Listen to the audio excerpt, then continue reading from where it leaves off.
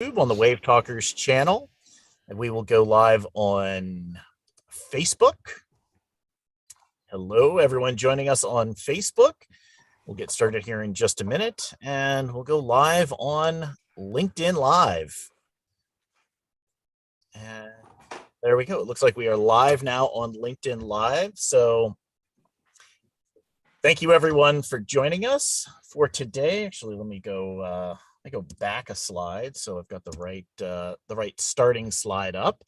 Hi, everyone. I'm Chris Mattia, W6AH. I'm joined once again by my esteemed colleagues here on WaveTalkers Live. That would be David A, KK6DA, Dan, NR6V, and Dave, W0DHG. And today we are talking about Mission Based GoBox designs. So if you're joining us and you have access to Winlink, one of the things that we like to do in the very beginning is to have everybody send us a Winlink check-in. This uses just the standard Winlink check-in form. You can send it to all four of us. Just use our call signs, KK6DA, W0DHG, NR6V, and W6AH. Just separate those with semicolons. Use the standard Winlink check-in form. I'll click through that in just a second here. And when you do that, go ahead and use the comments section of that form and answer the question that we have highlighted here. How does your GoBox design support your mission? Today, we're going to be talking about designing GoBoxes for your particular MCOM mission and how you would go about doing that. So let me go ahead real quick and let me unpin the esteemed colleagues, as we say. So we will remove that. Hope it doesn't hurt. I know, right? Less than pinning. Take the pin out. Take the pin out. Oh, there you go. Okay, something's going on.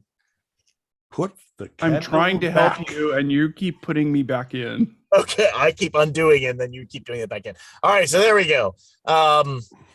Let me switch over to my PC here. There we are, and I've got to really drive the mouse over here with this thing. And actually, let me preview that up here so I can do this. So if you have Winlink, in order to send this Winlink check-in, what you need to do is just come up here to the new message. Go ahead and click on new message. Bring that up, and then click the select templates option. You should have the latest version of Winlink, the latest version of the templates. Make sure you click on the global templates. Go ahead and actually double click, open up standard templates. There it is. Come down here to the mapping GIS forms. We'll go into that section. This is just another place to get to it. And there is the Winlink check-in.txt. You just go ahead and double click that. If the demo gods are with you, it should open up in your browser. I'm using a virtual machine today that I have not used previously, so there might be some weirdness going on, but go ahead and fill out this Winlink check-in form. You can set this up as an exercise, tell us how you're connecting. Send it to, this would be all four of our call signs. That would be KK6DA. One of us will put it in the chat for you. KK6DA, W0DHG, NR6V, and W6AH. Just go ahead and put all four of those call signs in here, separate them with a semicolon. You put in your call sign here, station contact name. This would be, again, your name, your location, where you're at. Make sure you plug in your latitude and longitude. We've covered that several times in order to how to get your lat long in here. And then this is the comment section. Go ahead and fill this out and answer that question. Let us know how your GoBox design is supporting your mission that you're having. Then go ahead and click the submit button and send in that Winlink check-in. And we will be checking back in later on in the show to map out and see where everyone is. So with that, if you're using any of the social media channels, or if you're watching us on any of the social media feeds, be sure to like the video, subscribe to us on there, all of that fun stuff. That all helps the channel to get the videos out to more people so they can see them. And if you're posting stuff on social media, be sure to tag us with hashtag WaveTalkers, and so we can see the postings for your Go boxes that you're putting together. So with that, let's see, it would be this.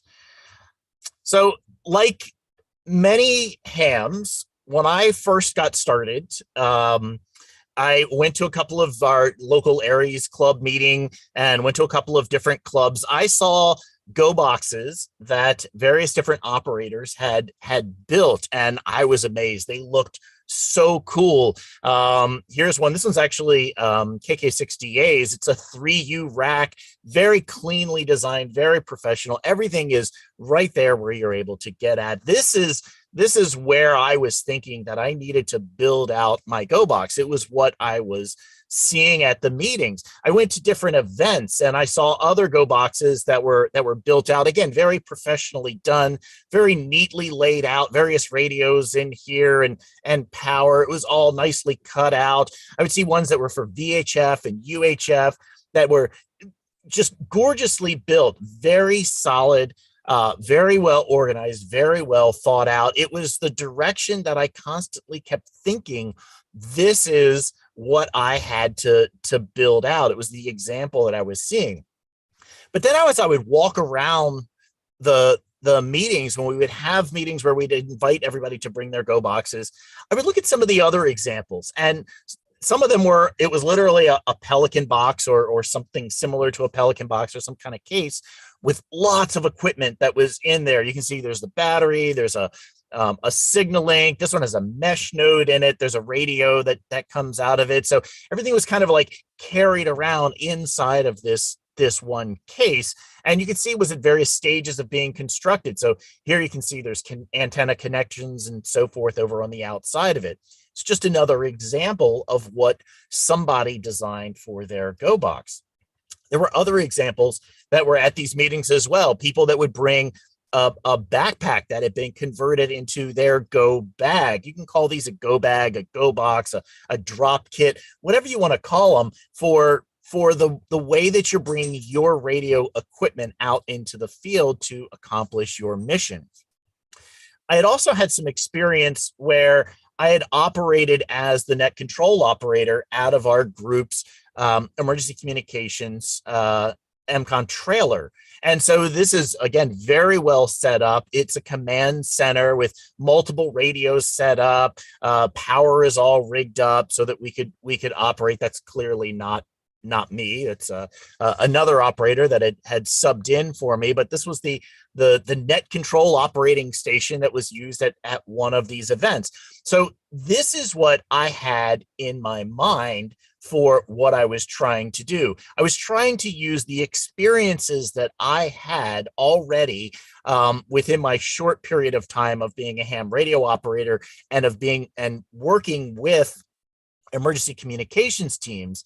And I was basing my experience that I had thus far to try and come up with what I needed to design and build. So I started thinking about this and I started sketching out various ideas. And this is a sketch that I made just on my iPad. And I started sketching out this portable command center that I was designing to build. I was super excited to get everything arranged inside of this box and how I would do it. I sketched out lots of little tiny designs as to how I would wire everything up, what I would do in order to get it all to work together. I laid out how the power flow would work through the entire system. I laid out maybe thinking about, okay, if I'm going to pull this inside of a Pelican, how I might put the switches in there and make access to all of the ports that I would have. I sketched out how I'd integrate an HF rig with a VHF and a UHF rig, and I would plug in my mesh node into it and have my laptop and how it would all interconnect. And then I remembered this quote that I had posted on the door of the lab that I worked at in college. And that was, experience is that marvelous thing that lets you recognize a mistake when you make it again. And I realized at some point that I was going down a particular path. I was trying to design something for a different purpose. I was not trying to design for my mission as a ham radio operator. And the more I started kind of thinking about this, the more I started to think that what I needed to do was just keep it simple. Just build something that I would be able to set up and operate very quickly, get on the air, and provide support, something that I could maybe expand out. Now, in a previous episode, back in episode 6, we talked about the kinds of things that you need in your Go kit, or your deployment kit, as we called it. And there were lots of different components, and all of these different things all go into a general deployment kit that you may have for yourself. But in the spirit of keeping things simple, I decided to refocus my efforts and refocus them on just the essentials for my particular Go kit that I would need. And when I really started to think about it, what I really needed were two things. I needed power and a way to distribute power out to a variety of different devices that I had. And I needed my radio in there. And that radio would connect to an external antenna. So I didn't even worry so much about having all of the different connections that I would need for that. I realized that any additional kits I could just add as a separate kit. So when it was time to just grab and go, I would be able to just grab those specific kits for the type of mission that I was going to operate for. And I wouldn't have to have this gigantic, huge box that I would need help with in order to load it into my truck and unload it from my truck and heave it into the location of wherever it was that I was going to set up and operate for.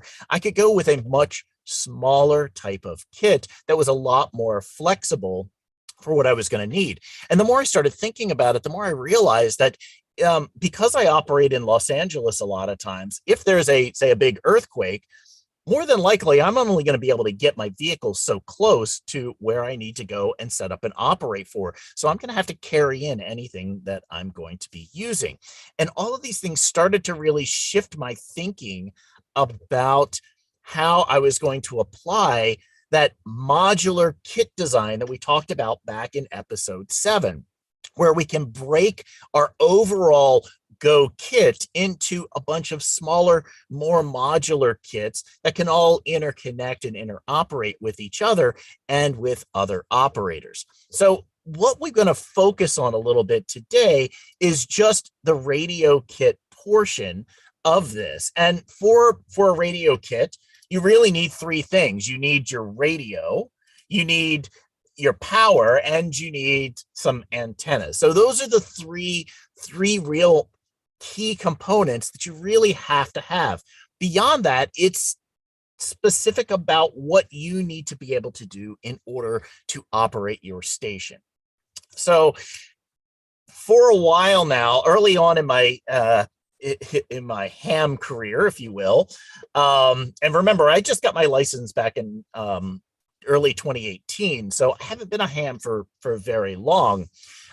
I got my mobile radio, and I only have one mobile radio. I just have this Kenwood D710G. I got this one specifically because one of the other teams that I operate with is the Ventura County Aries and ACS team, and at all of their EOCs and all of their hospitals, this is the radio that's installed. So I figured, all right, if I'm going to invest in a radio, I'll go ahead and get the radio that I know my group is operating with and the one that I'm likely to encounter if I'm deployed to various different locations. And this is how I set up and operated for about 1.5 years or so. I picked up, it's over there, I picked up a plastic ammo box, and I put the battery in it. I have a 30 amp hour Bio-Eno battery, and I would put the radio in it and all of the different components. I would keep the N9 TAX roll up antenna, and it was literally just a box that carried all of my stuff around. And I used this for about a year and a half or so. And it was pretty effective. It was easy to be able to just open the box up. I had everything that I needed in the box. I would just pull it out, set it up on the table of wherever I was, and I would operate it. It worked remarkably well. The more I got into this, though, the more I started thinking, okay, let me start rapid prototyping the next stage of building out my GoKit.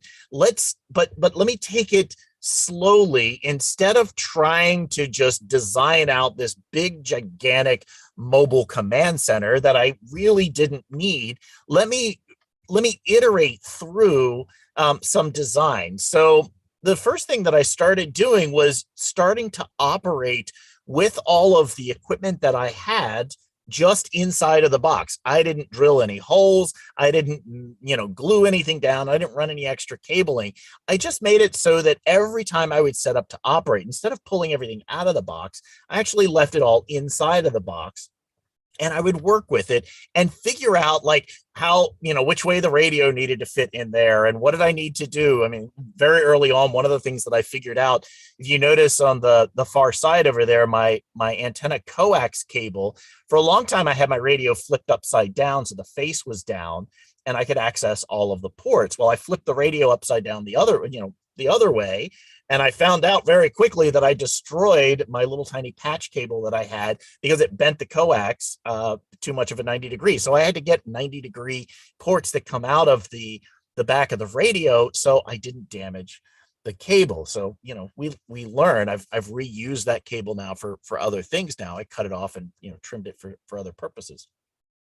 So I took this basic approach of rapid prototyping down inside of the box.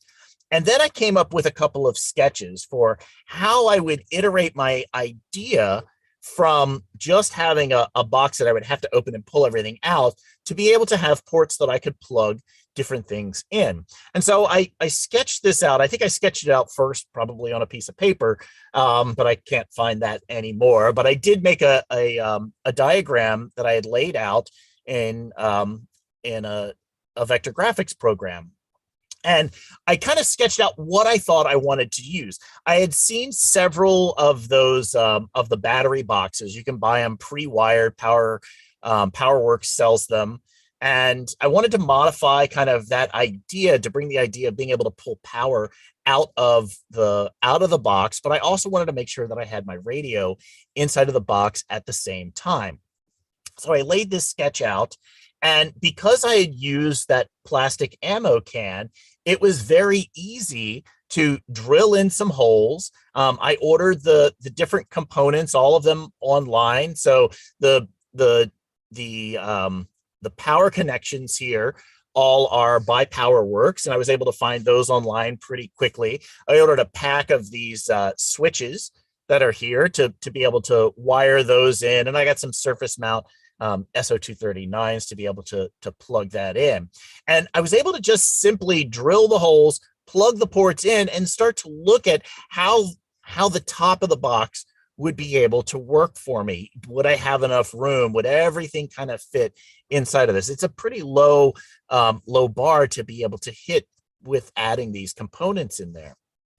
So then I decided to iterate a little bit more. I took my diagram after sketching things out a few more times, and I built out a cleaner wiring diagram, because one of the things that I realized pretty quickly with this first layout was that I wanted two switches on the box. I wanted one switch that I could turn just the radio on and off with, and I wanted another switch for the other power feed that would drive all of the power components. So I essentially had two boxes, two kits that were wired together in one location. I could have a power distribution that could also work as charging, because this second circuit down here has the power poles connection and it's going directly into the battery. I could take my charger for my BioNO battery, or I could use a solar charger and plug it straight into those power pole connections, flip the power main switch, and I could charge the battery inside without having to disconnect anything. It would also work as power coming out. And then if I needed to operate, I could just conserve power and just flip the one switch for the radio and turn that circuit on. So my box contains two separate circuits. The next thing that I did was I took all of those components and I wired them into the top of the lid. Now, this is what it looked like. And one of the first things that I figured out very quickly is all of these PowerWorks connectors that I had for the power poles and USB really needed a backing plate. So I just used a piece of scrap wood, cut it down, laid it down inside of there, and that worked really well as a backing plate for me. This also gave me a chance to do some test wiring and make sure all of the connections were all working properly. I did a more formal, this was my first attempt at wiring everything up. One of the other things that you can notice is inside of the box, inside of the box lid, are all of these plastic ridges that are used to reinforce the lid. Now, a lot of those ended up being in the way of what I needed to be able to place inside of the box. And it turns out by using these plastic boxes, it was really easy to simply use I thought at first I was going to have to use a Dremel to like cut all of those out, but turns out just a plain old razor blade was easy enough to just cut the pieces out that I needed, leave most of the reinforcement in place so that the lid was still very rigid. And I was able to get everything plugged in. Now, if you've been watching us for a while, you know, I lived on a boat for about a dozen years. So I had all of the connectors and I was used to doing this type of 12-volt wiring for living on the boat. It was very similar to what I do on board. But I reused things like the power pole connector here. I used a power pole connector to feed the power up into here. So it made it very easy to adapt the entire power main system to anything that any other operator may have for power. So if I needed to adapt to a different battery or so forth, I'd be able to do that very easily.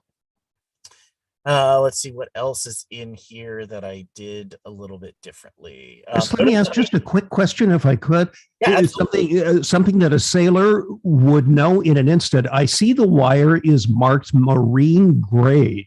Yes. How is marine grade wire different? So marine grade wire, the metal is oftentimes different for the wire. It oftentimes has a different coating on it. It also is stranded, and it's a high strand count.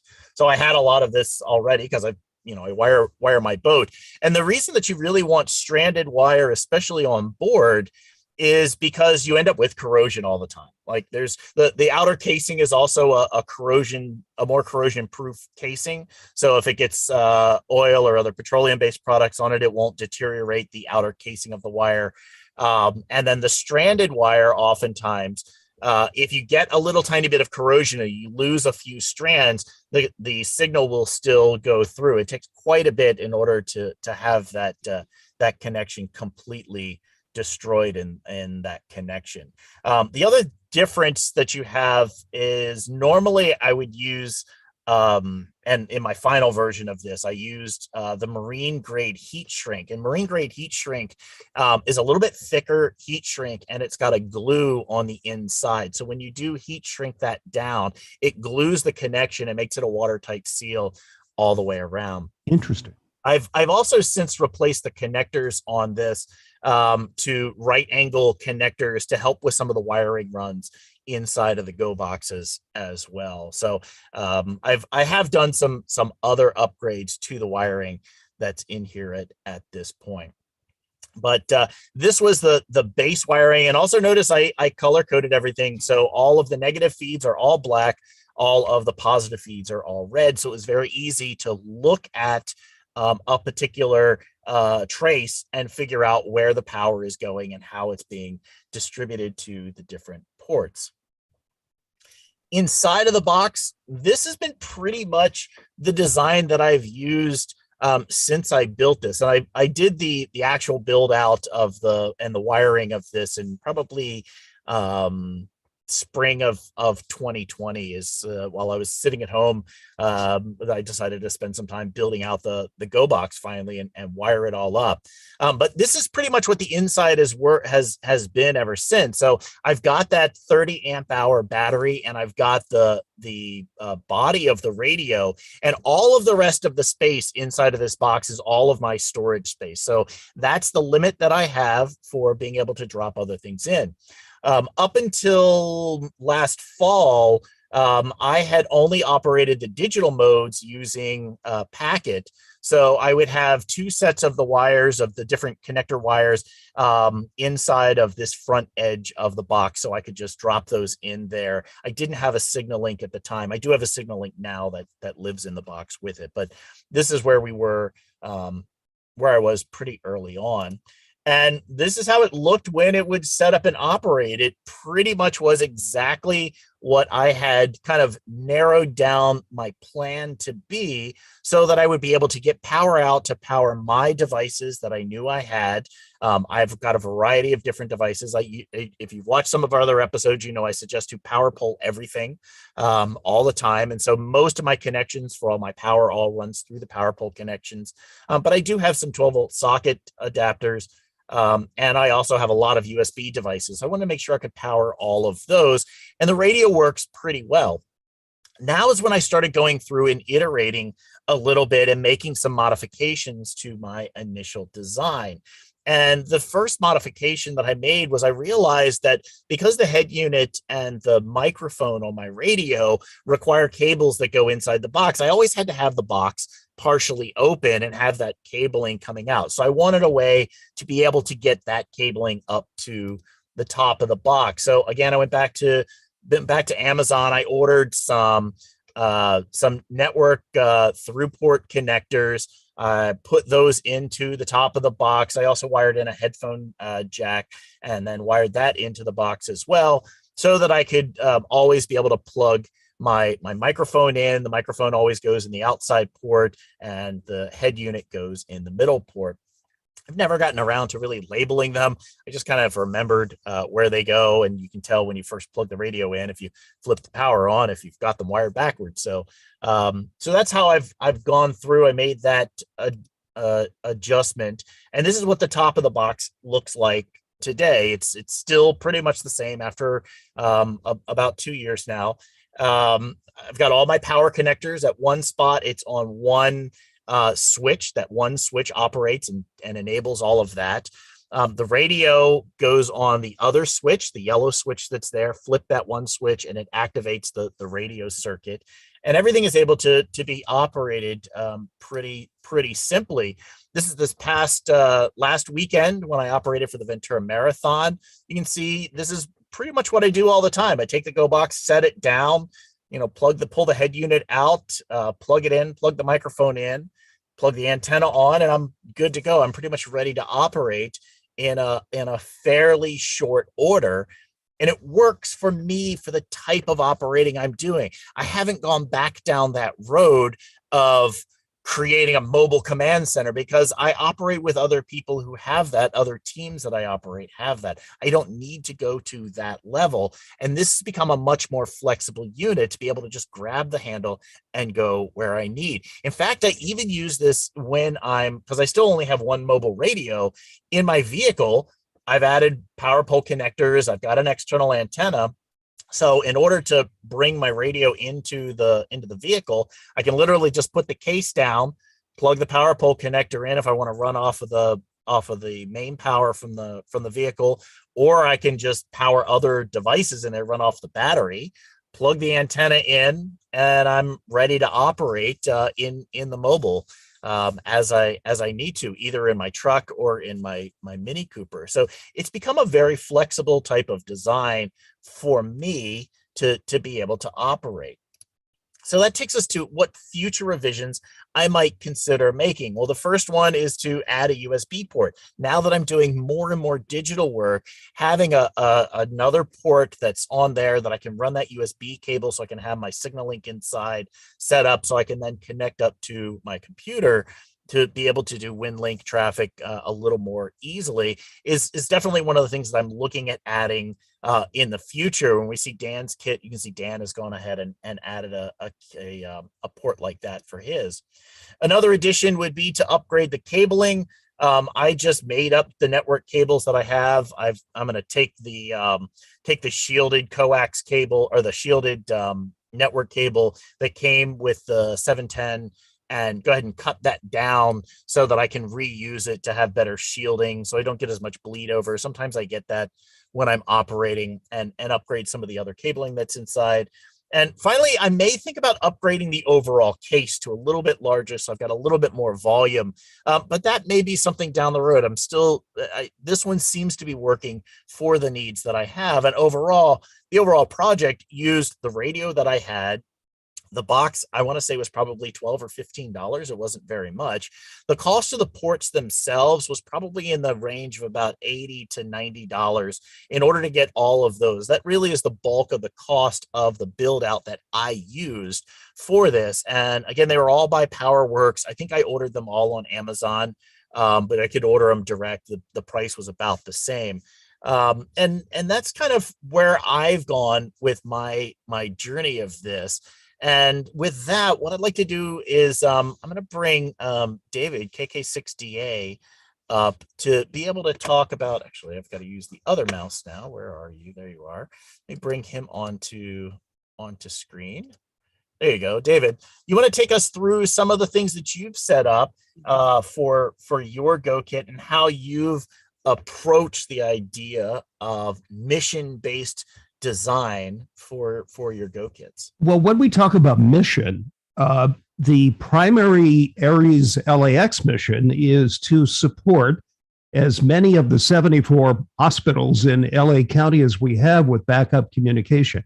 All of the hospitals are required in Los Angeles County, frankly, by law, by statute, to report their status to LA County Public Health virtually continually. They do that with a system called ReadyNet, which is, frankly, admittedly semi-reliable. So that's what we would do. We would kick in and provide, in an emergency situation, backup communications between the hospitals we serve and the Medical Alert Center, which keeps track of the status of all of the hospitals in Los Angeles County. Why do they do that? You don't want to send an ambulance to a hospital that can't take a patient. And that has had a crucial role in the last 2 years of the pandemic. There was a time during the worst of it that so many hospitals were so overwhelmed that the Medical Alert Center had to redirect hospital traffic. This would be true in a mass casualty incident also. So that's an important function that we serve. Two of the hospitals that I serve are Children's Hospital of Los Angeles and Kaiser Permanente Los Angeles Medical Center, and there is a third, Hollywood Presbyterian.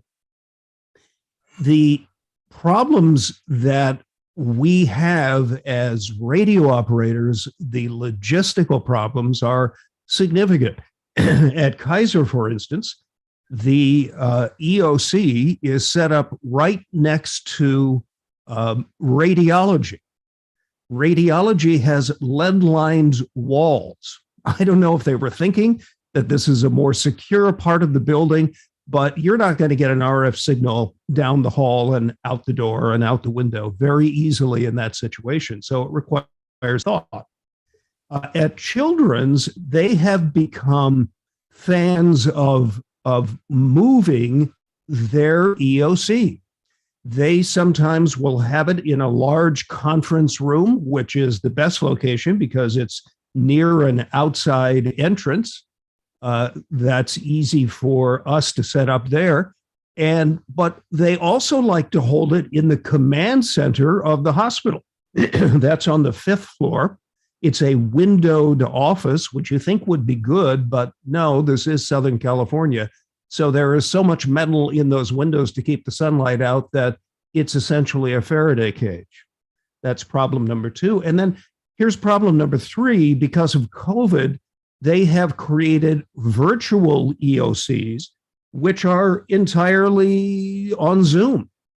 So how do you stay close to the incident commander? How do you stay nimble enough, mobile enough to be able to provide the information about hospital status to LA County Public Health? Those are some of the things that we think about when we want to create mobile systems. Let me show you my system. You can see my screen, Chris? Yes, we can. Okay. So these are two Yaesu radios, two of my go-to radios, the 991 and the FTM 400. They're in rack-mounted boxes. I keep a high-speed drill, battery-powered drill, very close. I can pull these radios out in under 5 minutes, put them in their boxes, and be out the door. Now, that said, they are still heavy. They're not too heavy that I can't carry both of them, but they're not something you can put in your pocket and walk down the street or put in your back. You've got to have some pretty substantial, they're probably 20, 25 pounds each. Most of that is the metal in the rack. Now, why are they in two boxes, two 3U boxes, instead of one big box? This was, as you can see, assembled by a company in Torrance, California, Novixcom. They do a fine job. It's a shop where they really custom mount things. But the people that wanted to, that I commissioned to put these two radios in boxes, wanted to put them in one single 6U box. And I'm thinking that's probably not a good idea, because I have UHF, VHF in both radios, but the 991 can add HF also. So if we were to have two stations, one providing HF, the other VHF, UHF, I might not want all of that right at the same location. So I had them put them in two boxes instead of one. I think that's smart because they can be in proximity, close to each other, with two operators doing two different things. Let me show you a couple of other pictures of the setup. So I still like this setup, but I'm thinking to myself, maybe it needs to be more compact, smaller, and we'll get to that in a minute. Here's another view of the setup. There's the 991. Here's a little closer view of the FTM 400. I want to show you the difference between a custom mount and a non-custom mount. I like that. This is a custom cut steel panel, and this company does a fine job at doing that. You can see that the FTM 400 fits very nicely in there. Here is the signal link, which is something they were not used to. They're used to radios, but not other boxes. And then finally, here's the HAP AC. And that had to be custom drilled also. It's perfectly done. So this unit is ready for Winlink. It's ready for Arden Mesh, and it's ready for the field. This is an example of another panel that's a generic one. I don't mind that. I think it works really well. My gosh, I need to dust.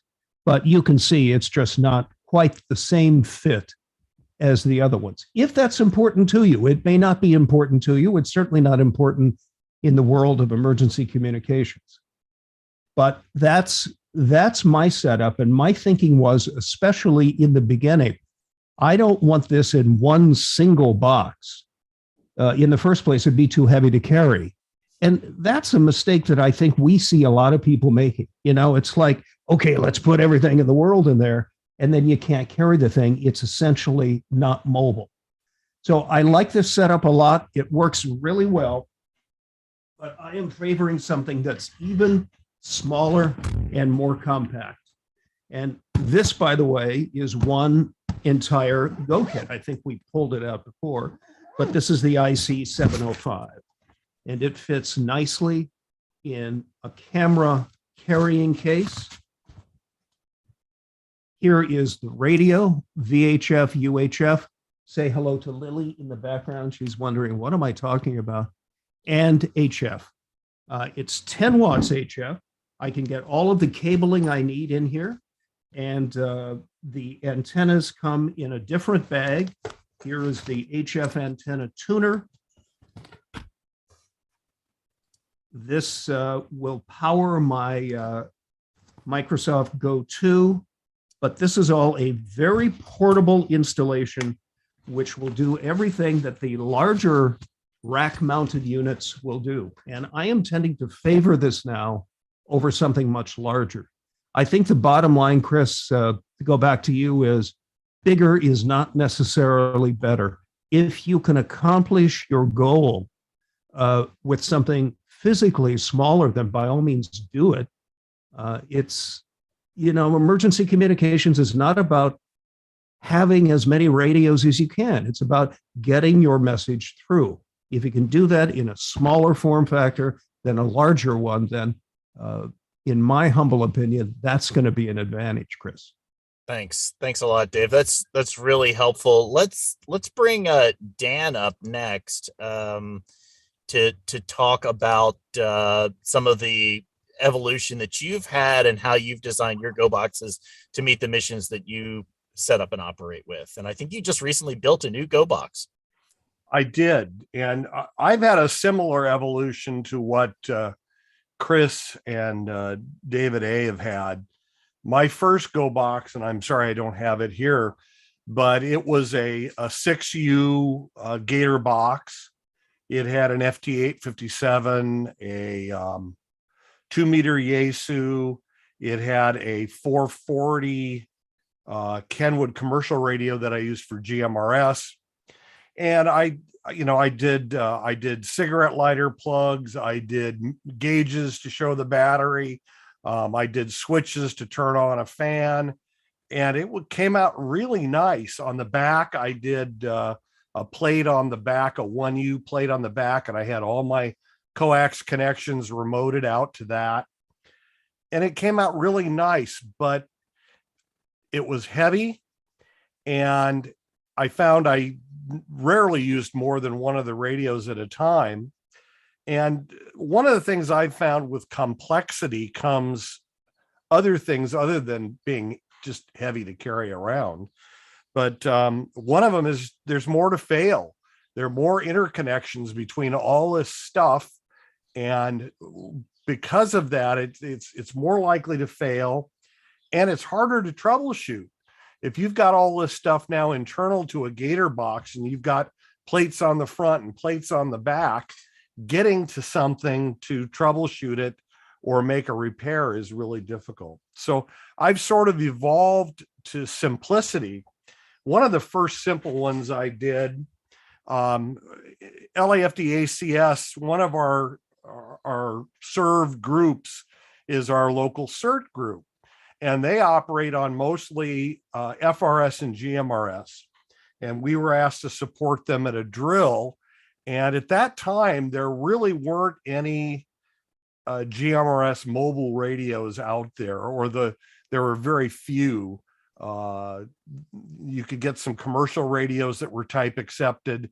The old Kenwood 880 commercial radios were actually type accepted for GMRS as well. But that was about it. And then Midland came out with some stuff, and I had to throw something together for a drill. And so I went really simple. I found a scrap of plywood in my garage. I mounted the Midland, I forget the model number on this, but it's their base mobile radio at the time. I believe it's 15-watt radio. It might be 25, but I'm pretty sure it's 15. I added a microphone with a standoff to hold the microphone. I used an old CB speaker I had around, and the radio comes with a magnetic mount antenna. So I just put a washer screwed down to give me a magnetic base. Not that I would operate like this. I could, but I guess at 15 watts, you probably don't have to worry about being too close, but you've got plenty of cable. So this could be thrown up on a roof of a car or a pie sheet or something like that to go. So that's where I first started thinking about simplicity. And then the next sort of evolution was ammo boxes. Chris showed you his plastic ammo box, and there's some nice ones. Harbor Freight has a really nice plastic ammo box. I think you can get for 10 or 12 bucks when it's on sale. But I went with the metal ones, which at first you had to go to a surplus store to get them, but now Harbor Freight has them. Costco occasionally has them. And one of the first ones I did in an ammo box was this one. And this is I think it's a B-Tech tri-band 220, 2-meter 440 radio. Again, 25 watts, I think. But simple, goes in the small ammo box. I've got a speaker built in. The microphone clips to the side. Out securely, obviously. And got my 239 connector and Anderson power poles. And that's simple and modular. That's where I'm going these days, is with a modular design, so I can grab what I need. If all I need is a GMRS radio, I can grab that one I just showed you. If I need a little more flexibility, and especially including 220, I've got this. And you put the top on the ammo can, and you got a nice carrying handle. Makes it very convenient to move. I did another one here out of a little larger, I think a 50 caliber ammo box. This is an 800 radio for the fire department. And again, it's a simple ammo box, speaker. I did add fuses and a cigarette lighter adapter and a voltage readout. I've got a fan in there, so this was not quite as simple. But again, your antenna connector, your Anderson power poles, and a mic clip. And again, if I need a portable 800 radio, I grab it and go. The last one I built, I just completed this. And this one, I really had to fight the desire to add more stuff. I had room, and when you have room, that's the most dangerous thing when you're building a Go box, because let me add a battery, let me add a LED readout, let me add this, let me add that. And I really fought that with this setup. And this is a Yaesu FT8800, which is a wonderful radio. I wish they still made them. One of the reasons I like this radio, there are many, but one of them is that it does have a data jack on the back. And being a two-sided radio, you can run digital on one side, and with the press of one button, move to the other side and do voice on that side. So you don't have to go in any menus and change it. It's already set up that way. But again, really simple this time. Radio, it's a remote faceplate, so I was able to turn the radio itself sideways, mount the faceplate so it's conveniently used, and a speaker. And on the side, I have the USB connector. I think this is made by Amphenol. It's really a nice connection because it has the USB-B type connector. On the inside, it's a USB-A, so you don't have to wire, solder anything. You just plug it in. Again, I've got a fuse for the hot side. I've got a antenna connector for the UHF connector. And then on the other side, I have my Anderson power poles. And this thing works beautifully. I've been using it I can use it either for a client station for Winlink or a gateway, because the connections are exactly the same. The only difference is what I have set up on my my PC. And so this could be a portable gateway at an event, or I could take it and chain it to a fence post on a mountaintop, and all I have to do is add a battery.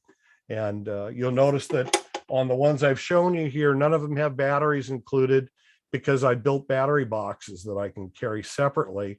And that way, you got two hands, carry one in one hand, one in the other. And that's just my evolution in thinking, is that modular, rather than putting the kitchen sink in one box, a modular type approach And I've done the same with my other equipment. I have it on a shelf in the garage. And when I get a call out or we have an event to do, I just grab off the shelf what I need. And I'm not carrying a lot of stuff that I don't need that adds unnecessary complexity. And that's sort of what I had to offer on this. Just a little different view, I think, of what's going on. As you can see, I like building Go boxes. It's fun, it's challenging.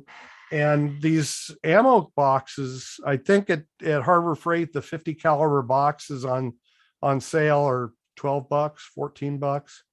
A little tougher to cut than the plastic ones, but a drill bit, a step bit, and some files if you need to, like for the Anderson power poles that require a rectangular cutout.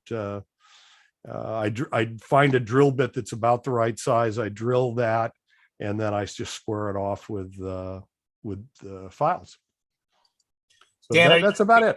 Are you using a drill press for your Go box construction, or are you just using a hand drill with those? I hand drill them. A drill press would probably let me be a little more precise, make my filing a little easier maybe. But no, it's really hand tools. And I have another Go box I didn't show, but it was actually the first one I started, but about the third or fourth I finished. And it was like David showed, where there were nice cutouts for each device that fit nice and snug. But with the tools I had at hand, it was really tough to build that. And then once I was done, I was locked into it. I couldn't change out a radio unless it happened to be the same size. And I found that very limiting. I still use that one because the way it's set up now works really well. It's one I keep in my truck all the time. Every once in a while, it has a battery in it. Every once in a while, I'll pull it out and charge it. But having a lithium iron phosphate battery, they have a long shelf life, so you don't have to charge them that often. And it's sort of an all-in-one. I even have a telescopic antenna I can connect to it. And the idea for me with that one is I can get on the air in a few minutes. And then once I'm on the air and established connection, then I can go and work at setting up external antennas or any other equipment that I need. But it gets me on the air very quickly. Nice. Thanks, Dan. Let's Sure. Let's go over to Dave, W0DHG. Let me bring him up. And good. You want to chat about your journey with some? Yeah, absolutely. So a quick screen share. Well, let's talk about it a little bit first. When I first started, again, I'm also part of the Aries LAX organization, and so my primary mission has been supporting hospitals. And when I first started, I was kind of a junior member of the team, so showing up to the hospital to work, to help support events or drills or whatever. That's what I needed, right? Just needed my HT, because there was always some other more senior operator there that had some other kind of radio that would give us some little bit more distance. And often I would be assigned to go inside the hospital, inside the emergency department or other parts of the hospital. And the only mission there was getting the relay of the traffic from where I stood, out to the operator that had the connection to the MAC, our central location in the Los Angeles County. And again, it's all about the mission, right? And over time, my mobile rig was an HT that was, mounted in the dashboard of my car with a mag-mount antenna outside, and that worked fine. And I think early on, at some point I got a mobile radio, but again, the mission was always, can I make the connection to the MAC as I moved from inside of the hospital to outside the hospital? And that was, a push-up antenna. At the time, it was an Ed Fong. And then it became a question of how much power. So the first box I really built wasn't a radio box. Quick screen share. It was something to go along in my car, so that my car would support stuff. Actually, I'm just kidding. That's not my car, thankfully. It was a battery box because I needed to power my HT radios or any of the other radios that came along. So what you see here, can you guys still hear me okay? Yeah, we can. Was the first box that I built, and this box, has a couple of 18 amp hour lithium batteries, switched separately with protective switches so that when the flip switches are up, it's on, and if there's something that goes wrong badly, you just close the cover and it turns them off. There's a USB charger because we all have phones and we need to be able to contact our family, and then some cigarette light chargers. So this was really the first, box I put together and wired up, because at the time the need was really more of how do I power either the radio in my vehicle for a longer extended period of time. We talked about days, week, and this seemed like a good solution for me, such that I could, have the power to run, a mobile rig for a number of days, or an HT almost indefinitely, on remote power. And then over time, I have built a number of other boxes. You can see I too built a Novex COM box here. And when I built it originally, I just thought that 897 would go in it alone. And then I realized over time that wanted a little more flexibility. So I added a second radio, and you can see there's a TYT 9800. It's kind of the Yaesu FT 8900 clone. And if I could get a Yaesu FT 8900, I would have put it in there as opposed to the TYT. So if anybody has one sitting in their garage, send me a note in the chat. I'll make you a great deal for it. And then again, over time, it was about the mission. A lot of the times when I responded to hospitals, my job as the emergency coordinator for our local hospital was to, as David has done in the past, is sit in the EOC with the folks in charge of the hospitals and help them respond and provide the traffic as they needed. It wasn't really practical to drag this big box here. I didn't have much more than a chair and maybe a little bit of table space to be able to help support them. And again, for some of this, the HT was enough. At some point, we would put an N9 TAX on the window, and those windows were a little bit more transparent, so I could send messages outside. I had a little radio in a box, or I even could plug it into my HT, and I could make connection to our repeater system and the Mac as needed. And then as we grew, Winlink became a thing, and being able to send digital traffic was part of the mission. I needed to send forms in addition to the voice traffic that we did, and so the next iteration of the Go box isn't even actually a Go box. It's really more of a Go kit, and we've showed this previously here. It's a little small soft-sided kit. There's a Yaesu dual band FT90 radio in here. There's a signal link.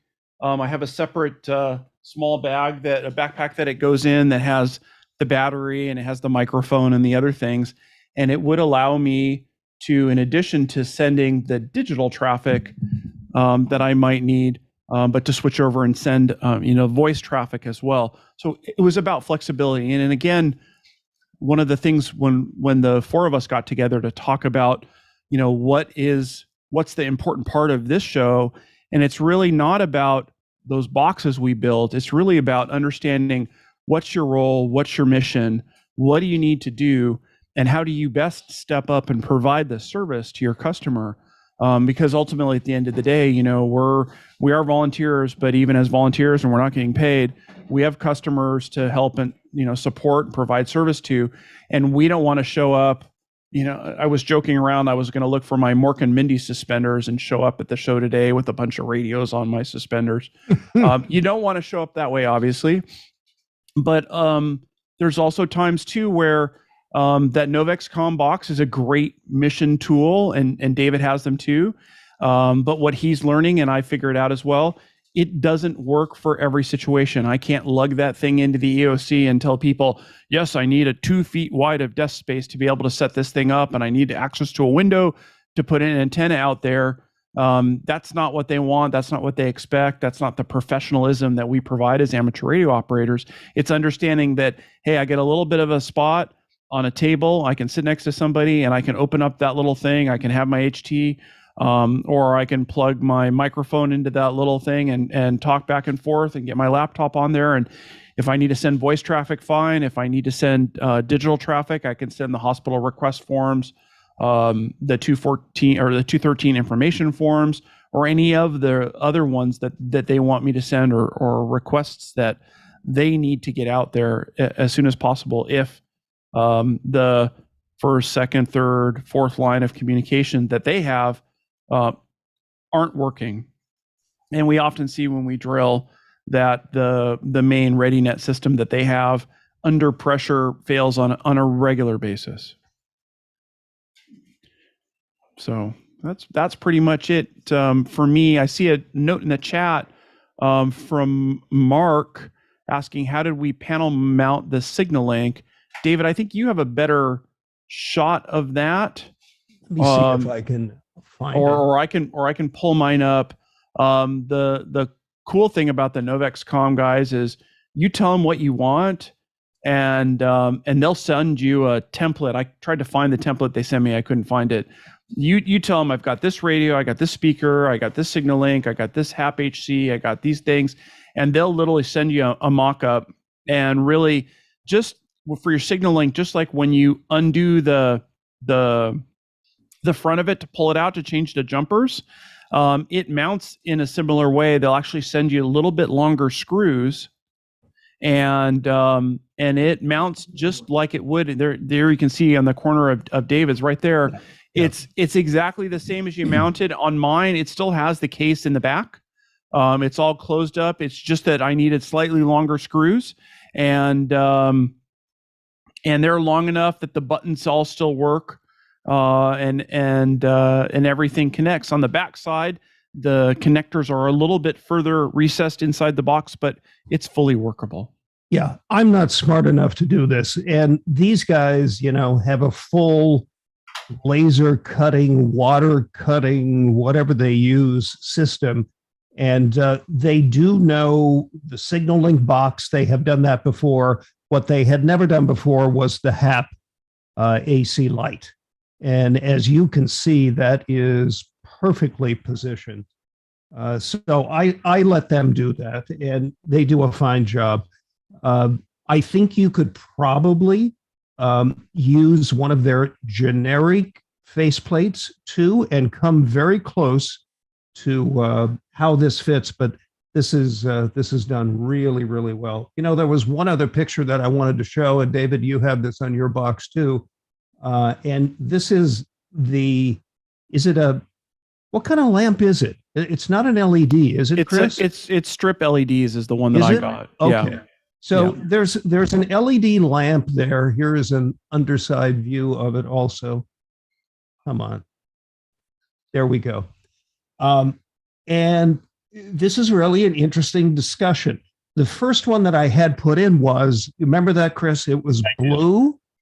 And, as it turns out, they do this in white, they do it red, they do it blue. I think there's a green one too. But it turns out that red for a long period of time is a better shade than blue, because you get tired of blue, right, Chris? Yeah. And your eyes become fatigued. So if you're sitting there overnight, you really do need this lamp somewhere in some facility that doesn't have any power. Red is a better choice. Yeah, when it was at one of the meetings that I came to, and you had your box set up, and I kind of walked up to him like, why did you pick blue? And you're like, look how cool it looks.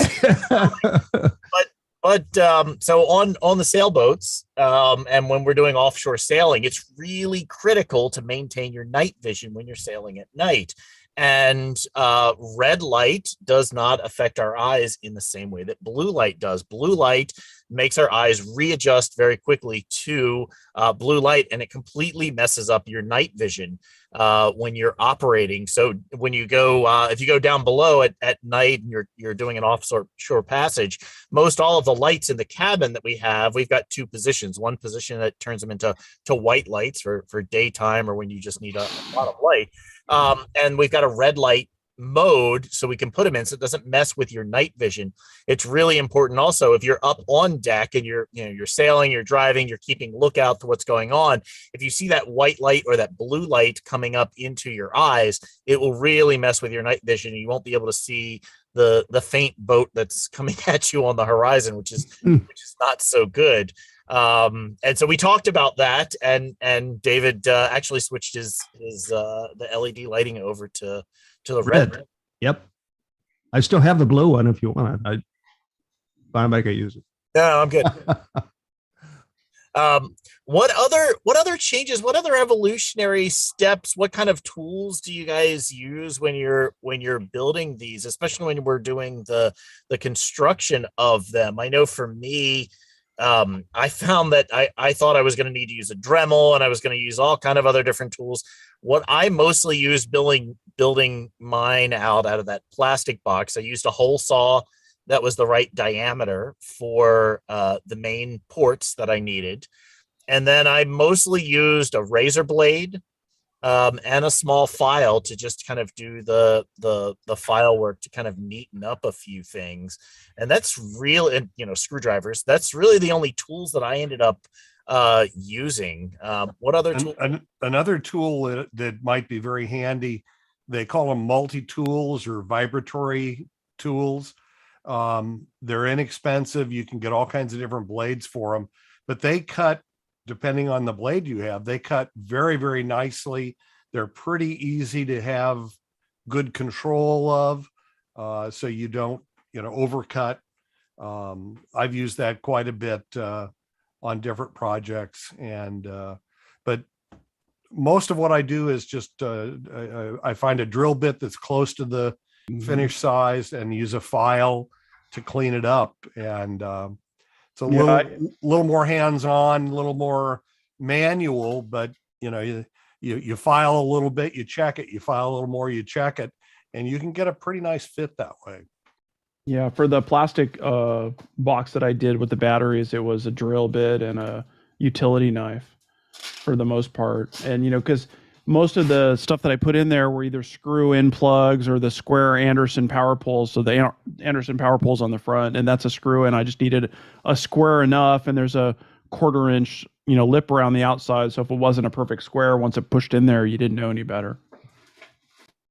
Chris, it's not a tool, but just a tip in the rack mounting system. In the two radio racks that I would take out in deployment, they're sitting on an upside down rack table. So it just pulls in and pulls out. Otherwise, when I'd unscrew it, it would fall down on what's below it. So there's just a surface for it to slide into and slide out. Does that make sense? In the Gator cases that you have? No, not in the Gator cases, but in the rack itself. Oh, in the rack itself. So you've got rack shelves that are in there. Rack shelf. On a rack shelf. I don't mean table. It's just an upside down shelf. Yeah. So the unit just slides right in 4 screws. That also takes the load off the rails, because those things cantilever off the rails. Yep. With a bigger radio. Another thing I did that for battery, I bought again, Harbor Freight. Don't mean to harp on them, but they offer some great ideas. A Jumpstart battery pack. I bought one. They have one for $40 more or less. That's got a 17 amp hour. It's a typical lead battery, sealed lead. But for $40, you can't buy that battery for that price. And what I did is I just took the jumper cables off of it and wired in cables with Anderson power poles. And so you have the spot that normally you would wrap your jumper cable, and I just wrapped my zip cord basically with Andersons on it. But now you've got a easily carryable device with a pretty decent battery size, and it worked out very well for me. I have two of them. One of them I left the jumper cables on and just brought separate Anderson power pole leads out. I keep that in my truck so I can jump start batteries if I need to, but it also has the ability to power equipment. So another way to think about a battery box. Dan, for your new box that you just built, did you say you were planning on being able to use it as a mobile gateway box as well? Yes. Yeah, the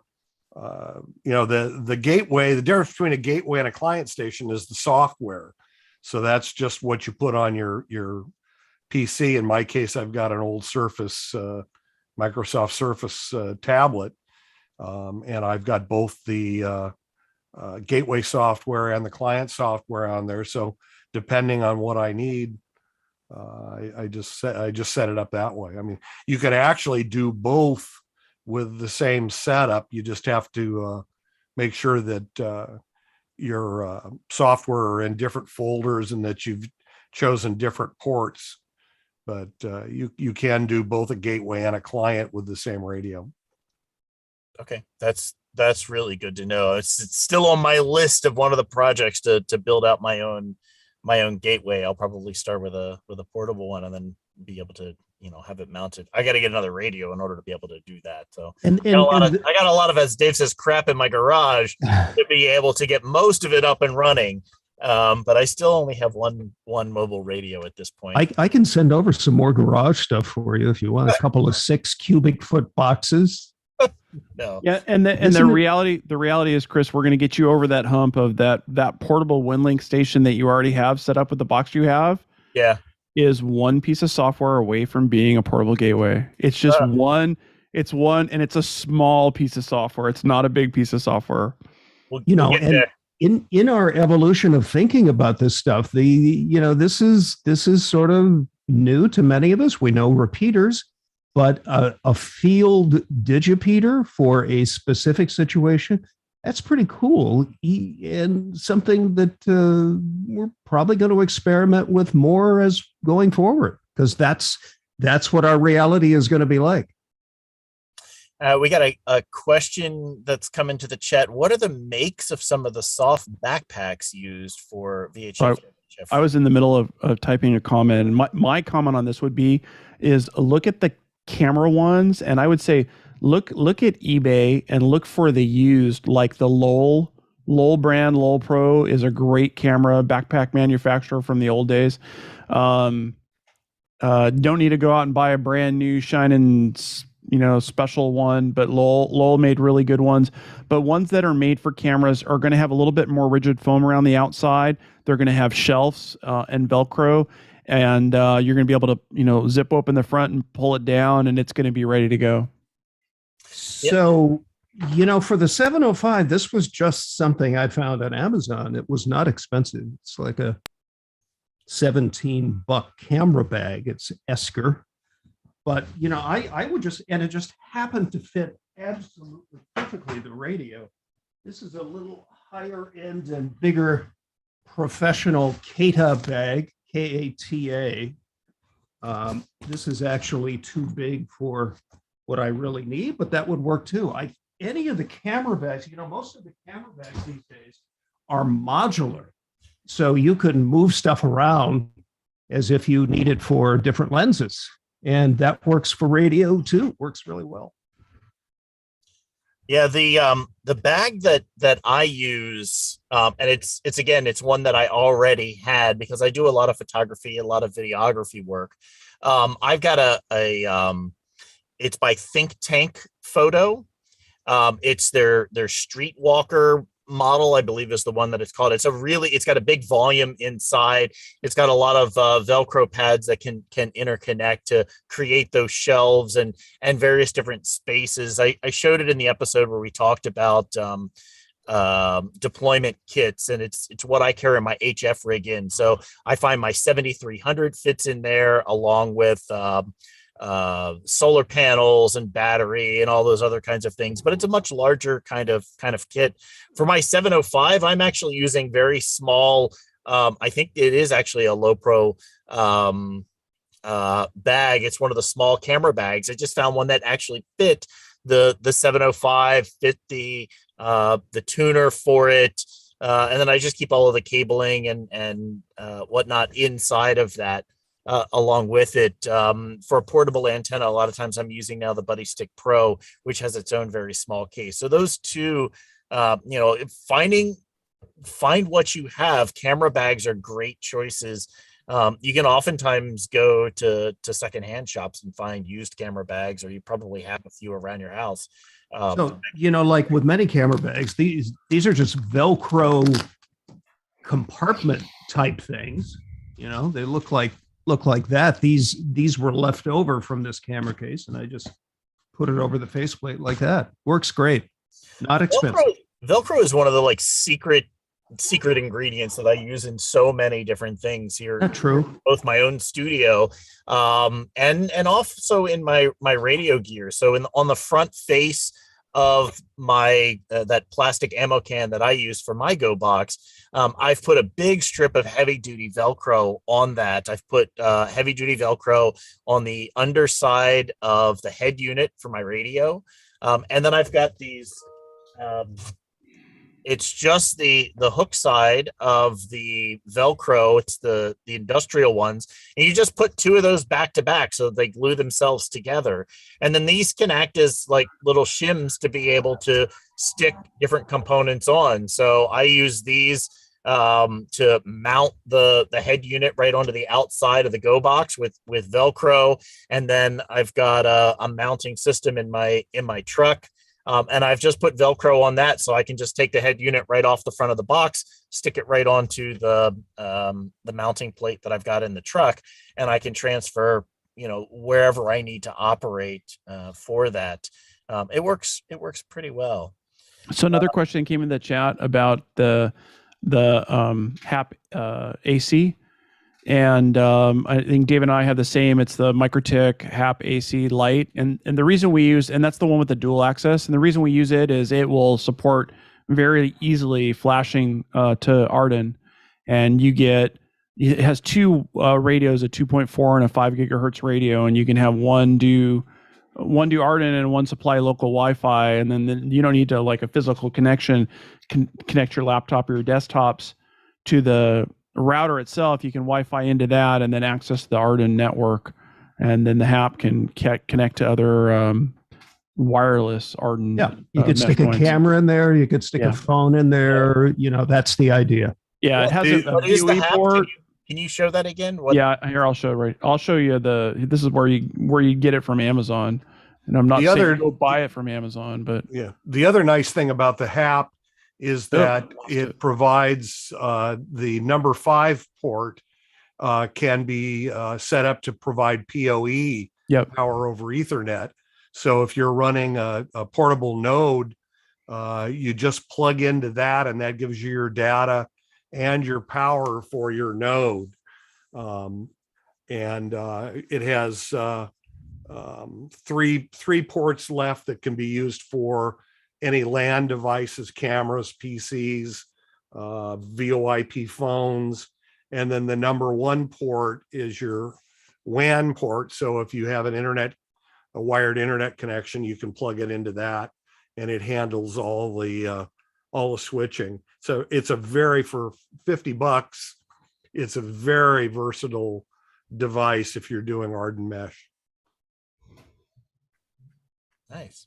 Any other questions from folks coming into the chat? Don says passive 24-volt PoE on HAP, light port number 5, but 2-volt loss. Yeah, it is limited on the output, and we have found that there are some you can't plug a PoE camera in. I'm actually fighting with that right now, trying to figure out. I've got some 48-volt PoE cameras that we're using in the field. It's not enough output on that PoE to run that, but you can run another Ubiquity device off of that port without any problem at all. Yeah, actually, a lot of this stuff, particularly the MikroTik, runs just fine on 12 volts, as long as you don't have a really long cable run, which, at least in theory, on a portable setup, you might not have a really long cable run. But I've had no problem. Anything I've plugged in, I haven't tried cameras in it, but any either Ubiquiti or MikroTik device I've plugged in has worked just fine on that port. You do have to enable that port through in the setup. It is by default, the PoE is turned off. I see Bill KH6UU, hello, coming in from Hawaii. Aloha. David A, can you explain powering your Surface Go 2? Want to avoid getting an inverter? Yeah. Let me grab it, and I'll show you exactly what we do. And John Minger has a great point. Yeah, So John. this- Yeah, while you're pulling that up, John says, I think we need to reassure newbies and That's where I started. with limited resources that there are ways to get into this for very little money and expertise. There are many of us who will be glad to help them and possibly find some bargain gear for them. Absolutely. I got started. I picked one radio, and granted, it was a higher end radio to get started, but the rest of my build out of my kit has all been much lower end equipment. It took a lot of research, and it took me a while to build all of that. David A. E to V, what's your, yeah. You mean you don't take a big spotlight and shine it in their eyes and say, Well, it's actually 3M reflective tape. So at night we're going to put a light on there so it reflects. That's good. Okay, here's the Surface Go 2. Mm-hmm. This thing will run probably 5 days on the tiniest of batteries, and it's got its own battery too. But in the field, you want to be able to charge it. So there's a proprietary charging cable. That's a Microsoft product. That's what goes into the computer. I have that plugged into a cigarette lighter mobile power supply for your PC, because remember, these things are not necessarily 12 volts. And some of them do want a different thing. So this device. Is that USB into that, David? Yeah. Okay. Yeah. So USB-C into it. Okay. Yeah, USB-C into a cigarette lighter, into my battery. And it's the smallest of Bioenna batteries, like 12 amps or 14 amp hours. That will run this device forever. So there is a question. This can be a point of failure, this device. And if that would fail, I guess I would find another way to do it in the field. But remember, it's not necessarily a 12 volt device. What is it, Chris? It's 17, 18 volts. I think it's 17, but I think it can run on, if you go and you look at the specs, and every single one of the Microsoft Surfaces uses slightly different specs, because I've been looking into pick one up myself. And I've been looking at whether or not some of the Surface models, I believe you can charge them through the USB-C ports. So I think of the Surface, you can, or something like that, where it's got two of the USB-C ports on them. You could use them for charging, and then you can go from USB-C straight into your battery with an adapter like that. It's one of the advantages and challenges of the USB-C spec, hard for you to say, because it goes up to 20 volts, right? It'll go as low as 5 and up to 20. So you might be able to power it, but not charge the battery at lower. Yeah. And as you get to the higher, then you'll be able to power it and charge the battery. So one of the solutions for you, David, if you decide to buy a box at some point, is you can get a little USB-C adapter to mount on a box that has a 12 volt into it, right, with screws, kind of like the one I have in my box. But as you say, there's that connector that you can plug in, and you're good to go. You're up and running. Right. And you learn that devices like this that will do the same thing as my beloved MacBook Pro will do in the field, but this will do it at about an amp and maybe less. I mean, it idles, I'm sure, less than an amp. And my story about the MacBook Pro, which I have tried to use in the field, and this is circa what, Chris, 2019. It's It's a not couple the of old- latest couple year M1, older, yeah. which you have, but it is a power hog. It idles at 4 to 5 amps, and when it's doing a calculation, it wants better than 6 amps at what, like 18 volts? Yeah, but the new MacBook Pro, the M1s, Yeah. use significantly less power. Right. I've been doing some experiments with mine, and it's like I used it in the field the other day, and I operated for 6 hours with it, and it only brought down the battery about 40. You're gonna make me get a new MacBook Pro, Mattia. And it's also important to remember, as Bill asked about, avoiding going with the inverter, right? Yeah. I'm going to take 12 volts up here to 120 volts, and then we're going to take it back down to 20 volts. It's not efficient. This is not. There are some things that I need this for because I can't run it off of the step up for some of the equipment that we have, Like a crock pot. Yeah. There's a right. Or an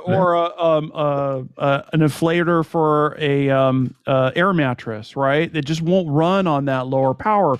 So if I need to use this for a little bit of time, I need to use this for a little bit of time.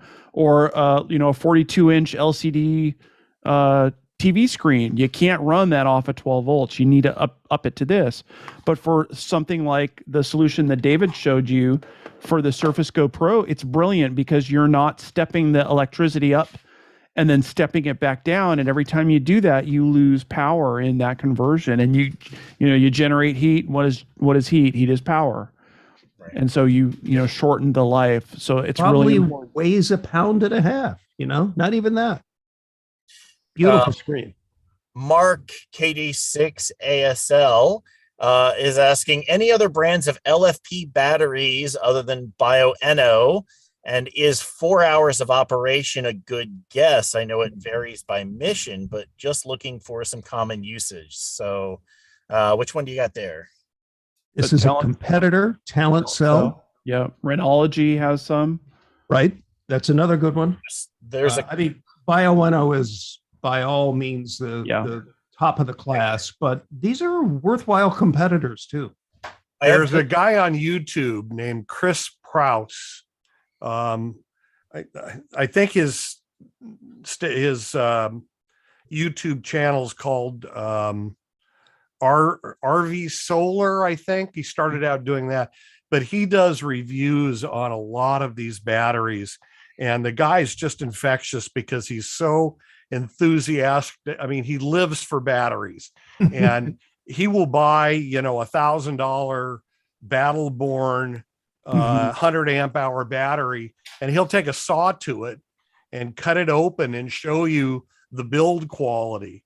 And he doesn't take sponsorship, so he's doing this out of his own money, although he's making big bucks on YouTube. But if you want to learn, he's got videos on battery basics, and particular lithium iron phosphate, and he can show you some of the battery brands that he's opened up that are really horrible inside, and some that are actually quite good and very reasonably priced. So. Yeah, we don't really push any individual specific manufacturer one way or the other. I have a couple from a couple different brands. The one that David showed you, a really nice one.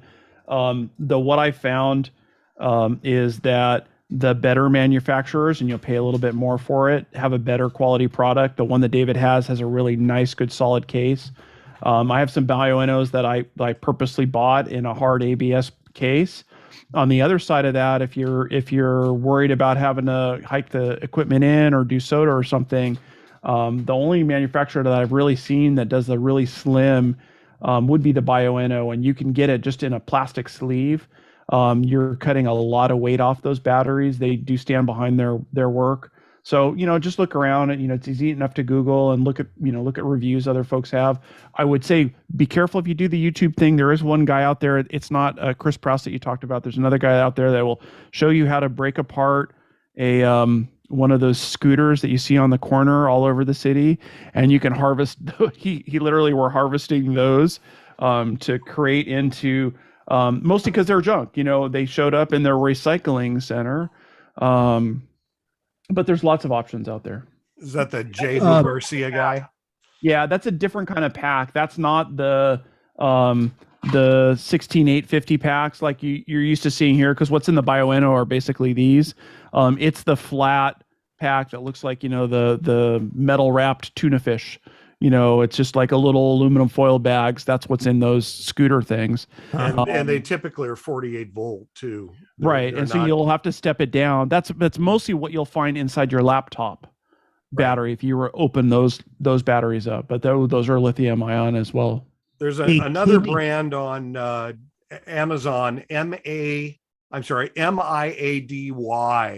Yeah, somebody posted some that. Pretty good reviews on that. Mm-hmm. And they have quite a few different sizes.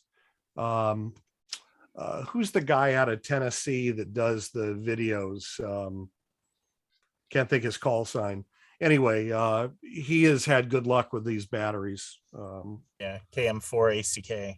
Yes. Yeah, he's got some nice ones on there. KD6ASL had a second part to his question, and this might make a worthwhile 2-minute discussion. Is 4 hours of operation a good guess if you're deploying in whatever situation? Should you have 4 hours of battery? Should you have 12 hours of battery? Should you have a continuous battery supply? Yeah, so I did a talk recently on the Rat Pack. If you go to the Rat Pack's website or their YouTube channel, it was back in January that I did the talk. It's a solar power talk, solar power and batteries. And I walked through a scenario that happened at the Baker to Vegas race a couple of years ago, back in 2019. And we ran into a situation where we needed to power a station. And I walked through the idea of powering it with different batteries, powering it with solar, and calculating out the duty cycle that you have and some various different tools that you have for figuring that out so that you can size your battery for your particular gear so that you're able to operate for some amount of time. For that particular situation, we needed to keep that station on the air for 15 hours. And so we used a 30 amp hour battery and we backed it up with a set of 60 watt solar panels, and that kept the battery trickle charged throughout the day anytime it was being used. I did come up with I call it my simplified duty cycle calculator. It's basically just a spreadsheet. I can put a link to it on the show notes for this, where you can plug in how many amp hours that you're drawing out of your battery on transmit and receive, and how many amp hours your battery has, and it'll give you some rough calculations to see about how long you might be able to expect that battery to be able to operate that equipment. It's a very rough kind of gauge, but I walked through the logic in that talk as to how you would go ahead and think about that. So is 4 hours a good guess? It really depends. I've set up and sized my system with a 30 amp hour battery and my radio to be able to operate for essentially a 24-hour period with that setup. And really, once I switched over to using battery, I don't use commercial power in my shack here at the house.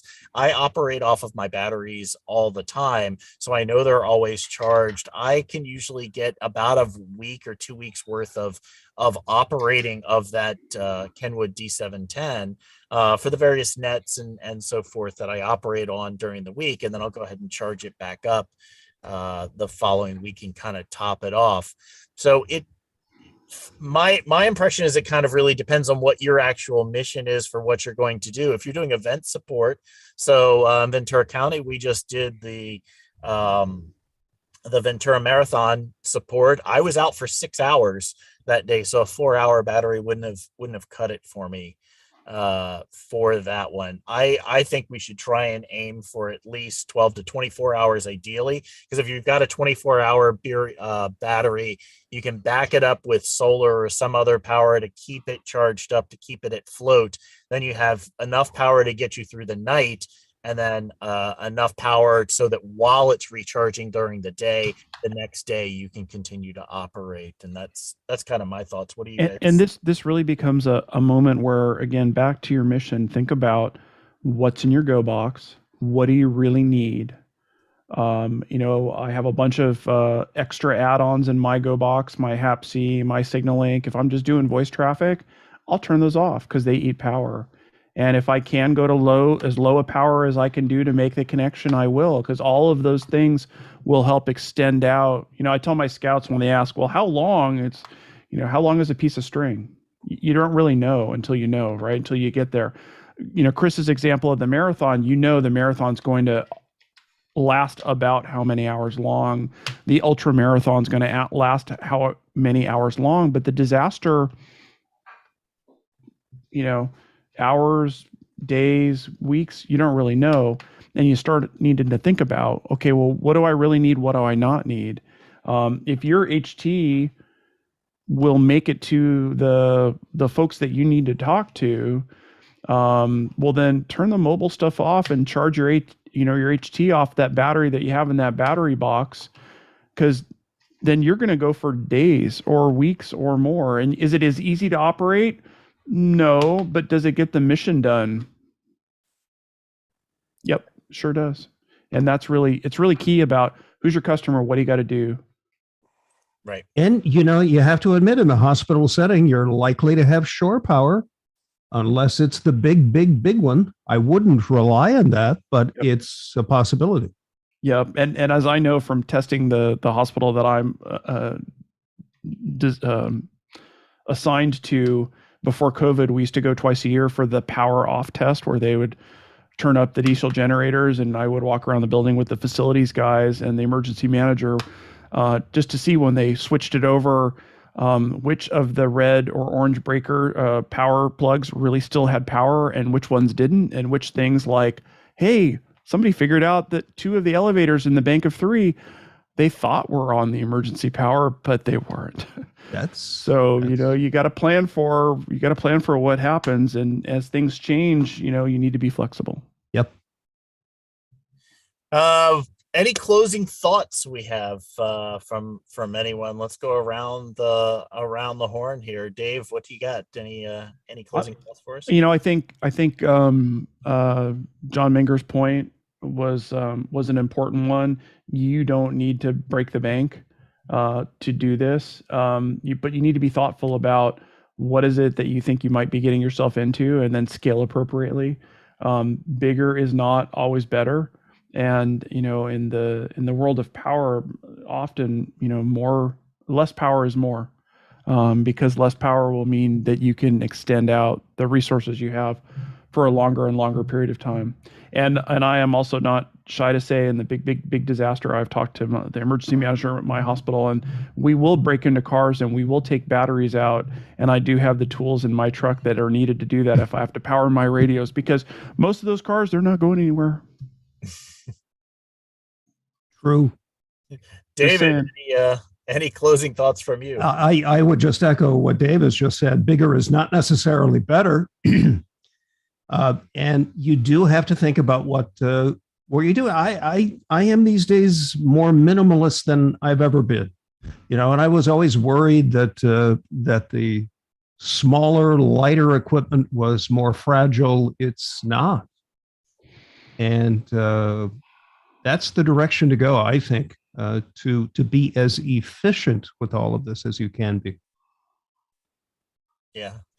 Dan, any thoughts? Yeah, I think we've seen examples today of low buck and fairly high buck systems.